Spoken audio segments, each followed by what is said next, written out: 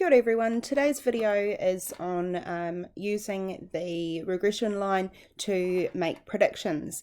We're going to be looking at different models and evaluating whether they are a good fit or not. The assessment criteria for predictions. For achieved, you make a prediction in context, so there's at least one prediction made.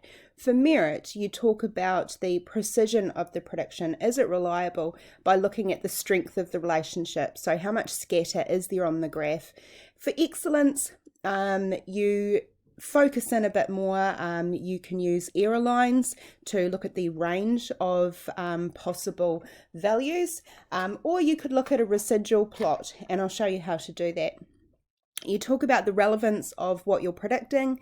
You could be talking about causation. So is the exploratory variable causing the response variable, or is there another variable at play? And you also reflect on the model, consider other models, look at nonlinear models, look at grouping and applying models to those. The key thing with making the predictions is you're substituting in an exploratory variable to the equation to find what the response variable would be. When we talk about it in context, we talk about, so as the exploratory variable changes by 1 unit, what effect does that have on the response variable? When we use the graph for confidence, if there's a weak relationship, that means that there's a lot of scatter. So there will be a wide range of possible values. So it's not going to be as reliable and accurate as if there was a strong relationship, which would have a much narrower difference in variables. You can use Paint or another program to draw lines on the graph to pinpoint as precisely as you can what you think that expected range would be. When you reflect on it, talk about, is it relevant to your purpose? So relate it back to the whole purpose of the investigation and look at improving it. Once again, I've got my exemplar for kiwi birds. As we talked about in previous videos, that I didn't cover the cubic graph very well, so this video will have extra information that you won't find in the exemplar. Finally, once I've gone over the kiwi bird, your task will be to complete the prediction section for marathon time versus stride length. I'm going to switch over to my whiteboard so I can explain what we're doing here. Here is a copy of the kiwi height versus weight graph with the linear line on it. You will see up here is where the equation is, the R value and the number of kiwis in the sample. And so the equation of weight equals 0.061319 times the height plus 0.11618 is the equation of that line.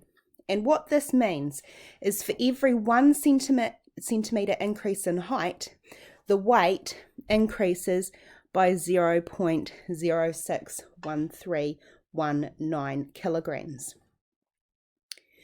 What we're going to do is we're going to take a value and it doesn't really matter which value you choose.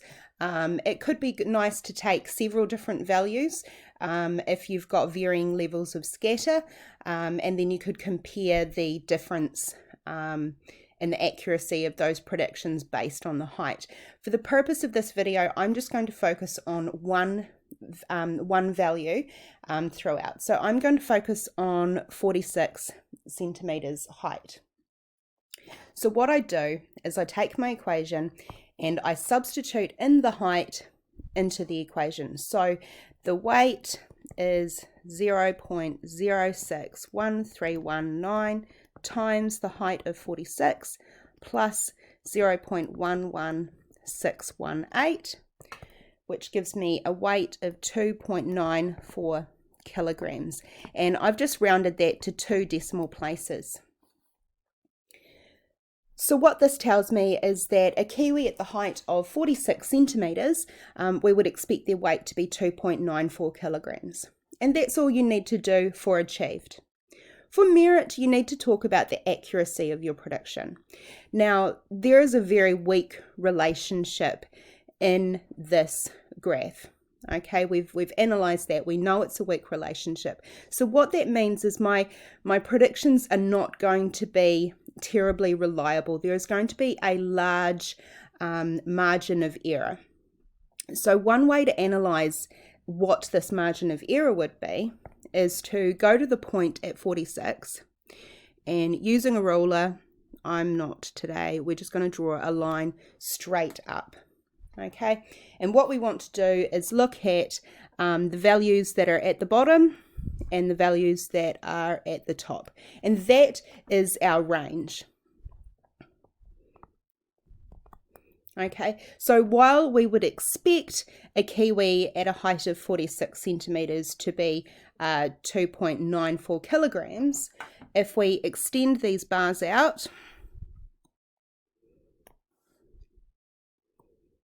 we can see that in reality, the expected weight could be anywhere between 1.75 kilograms and 4 kilograms, which is quite a large range, and that's why I'm not terribly confident about this prediction. This leads me to evaluating another model, okay? And the model that we thought was a good fit was the cubic model. Okay, and the equation for this is a lot longer. So we've got a value times the height cubed, minus a value times the height squared, plus a value times the height, minus another value. So it's a lot longer equation. Okay, and when I substitute in the height of 46 centimetres, I get a weight of 2.81 kilograms. So there's a difference here. So between the two models, we've got roughly 0.1 kilograms between the two. And we want to talk about, is it now more precise? Okay, so if I look at my residual plots, that will help me determine whether my prediction is becoming more accurate or not. Okay. So when I look at my linear model, we had a predicted weight of 2.94 kilograms, so approximately here. So if I draw a line straight up at that point, I can see that this here is where my prediction is. Okay, that's where my model is. But the data, when they did a weighted average, it's actually less. Okay, so that's telling me that my prediction is too heavy for the average kiwi of that height. If I draw a line coming across this way, I can see it's around 0.3 kilograms too heavy on average. Okay, when I look at my cubic graph, I had a prediction of 2.8. When I draw my line coming straight up, I can see that the weighted average and the prediction line is pretty spot on. It's very close to 0, which is leading me to believe that my prediction for an average kiwi is going to be 2.8 kilograms. Okay, so this reduction, it fits what I saw with my linear, where my prediction was too heavy. Now I've reduced it, and it seems to be a lot more accurate. We've still got the same range of possible values though. With the linear, it's between 1.75 and 4 kilograms. If I go to my cubic, and if I repeat what I did there, so at my point of 46, we've got here. So that's the same, 1.75 kilograms. And at the top is going to be the same at 4 kilograms. So while I can be more confident that my prediction for an average kiwi is correct, I've still got that really large range, and that's bothering me. So what I did next was I grouped the kiwis based on their species. Okay, the reason for this is when I'm looking at kiwis, I'm going to be able to tell what species of kiwi they are. I don't want other species to influence my prediction for the one I have in front of me. To be more accurate, if I group them by species, I know that it's going to be dependent on their own physical characteristics within that species. So this is kind of like reflecting on the model and whether it makes sense in the context. So in the context, it doesn't make much sense to look at their kiwis all bunched in together. It makes more sense to separate them out by their species. Now, at my height of 46 centimeters, I can see that the Tokueka kiwi is not in that range. So if I've got a tall kiwi, it's not going to be those. I can see that at 46 centimeters, it's not going to be a brown kiwi. Okay, it's going to be a great spotted kiwi. So once again, up here, I have my equation. And what I can see is that for every 1 centimeter increase in height, the great spotted kiwi increases its weight by 0.16495. This is greater than what we had for the average overall. So I'm feeling a bit more confident now. I can also see that my R value has increased. So the relationship between the height and the weight of the great spotted kiwi is stronger when we separate it out. So once again, if I substitute 46 into my equation, I get a new weight of I get a new weight of 2.73 kilograms. This, if you follow what we've done here, where the weight has decreased with each new model, the first model, we said it was going to be approximately 0.3 kilograms lighter at that height. And it's gone from 2.94 to 2.73. So we're increasing our accuracy. It's becoming more of what we would expect to see. Now, another thing I've done is I've coloured these here.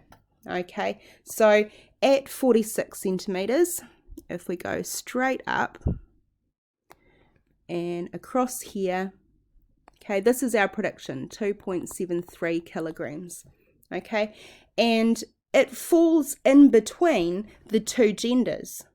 So looking at this, what I can do is I can be even more accurate with my prediction, because if I know the gender of the kiwi, I can reduce the range, okay, so the range has always been 1.75 kilograms up to 4 kilograms. Okay, that stays the same. The data hasn't changed, so that range has stayed constant. But now I can be more precise, because I can say that if the kiwi is male, we would expect it to be between 1.75 and 2.73. And if the kiwi is female, I can say we expect it to be between 2.73 and 4 kilograms. So by doing all of this, I have successfully reduced the range. I have become more confident in my predictions, and I feel that this is a far superior model than the linear or the cubic model. Once again, if you've got any questions, please email me or leave a message on Classroom. Thank you.